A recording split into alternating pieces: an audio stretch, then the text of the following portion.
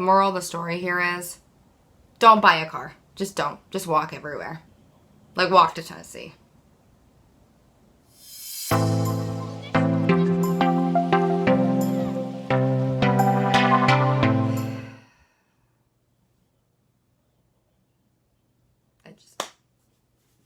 I don't even know where to start right now. I don't.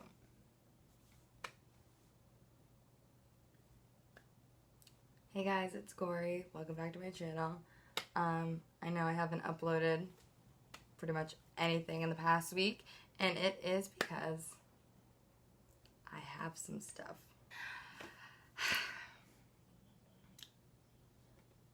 So as most of you guys know, I talked about it in my last video, I was going to a music festival down in Tennessee.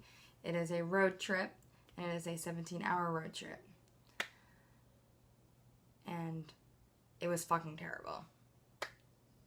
Well, except for like Bonnaroo itself, that was pretty fucking good. But our way back was terrible.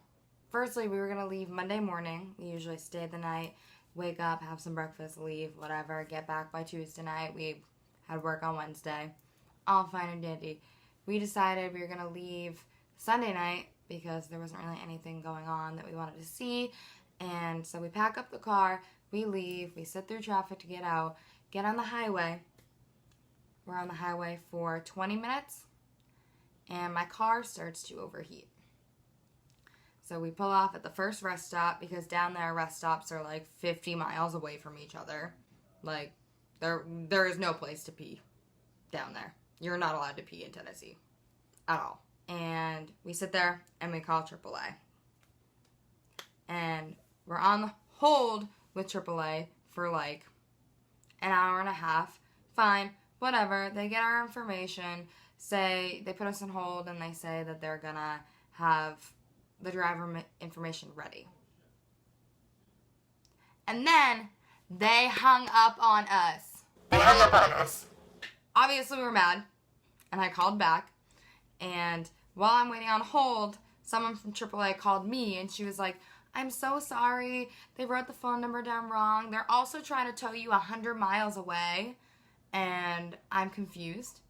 And I was like, yeah, me too, girl, me too. AAA comes in like 3 hours, which is usual, and they tow us to a shop. Tow guy, super wonderful. Wish I remembered his name, but I don't, because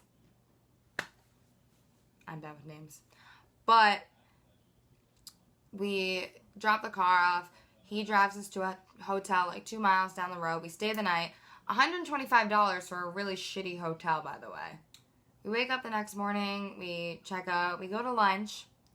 And we call the shop. And they were like, okay, well, the car's almost done. And we were like, sick, let's go. We're really not that behind schedule. So we walk 2 miles to the shop. And we sit at the shop for a couple hours. And like a half hour before close, they come out and they go, yeah, so the Jeep's not going to be ready today. We're waiting on a part.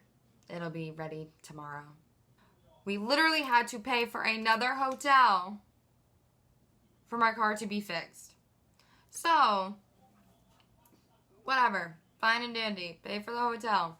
Get the car. The car isn't ready till like 3 o'clock in the afternoon. Whatever. Get on the road. Everything should be all Gucci.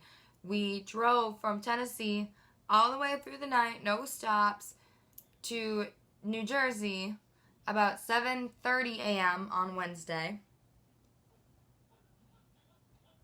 My car starts to overheat again. Like, I thought I put it in the shop to fix this issue, and clearly you did not fix it.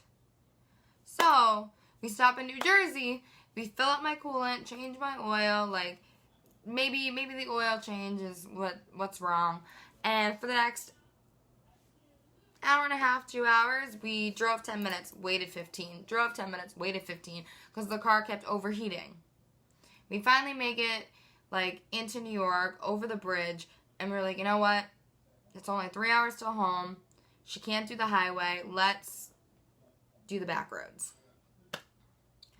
We start to go the back roads, even though it would take us 6 hours to get home.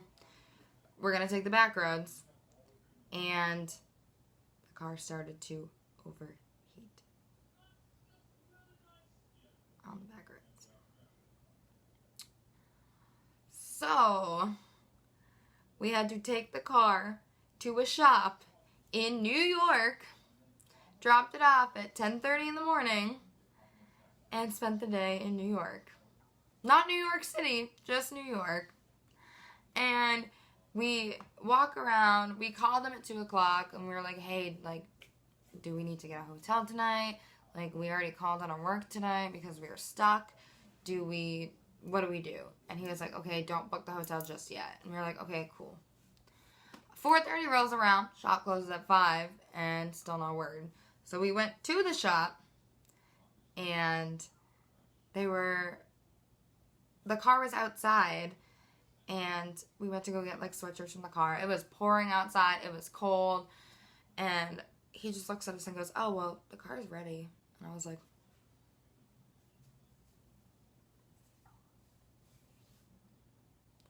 why? Why did you not call me and tell me, hey, your vehicle is ready. You can finally go home. But whatever. It's fine.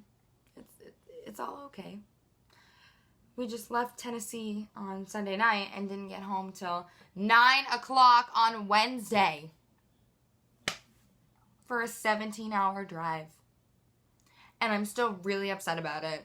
Before we went to Tennessee, we had to get my brakes and rotors done and a couple other things done, replace taillights and stuff like that.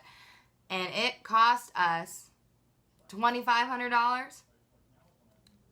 So we dropped $2,500 into my car before we leave. And on the way back, we dropped another, like, $1,500 on my car. So I spent, I can't do math, $4,000 is the answer to that question. $4,000 on my car in the past 3 weeks. And I'm literally about to push it into a lake. And that is why I have not uploaded anything. I have not been home. I have not had access to a computer. And I don't even know what else to say. I don't. Alright, that is the end of my very, very tragic and terrible story. If anything similar has happened to you, which I guarantee it has because cars are literally trash, please let me know in the comments. And don't forget to give me a subscribe, a like if you like this story time. If you didn't, then I don't know what to tell you. And I'll see you in the next one.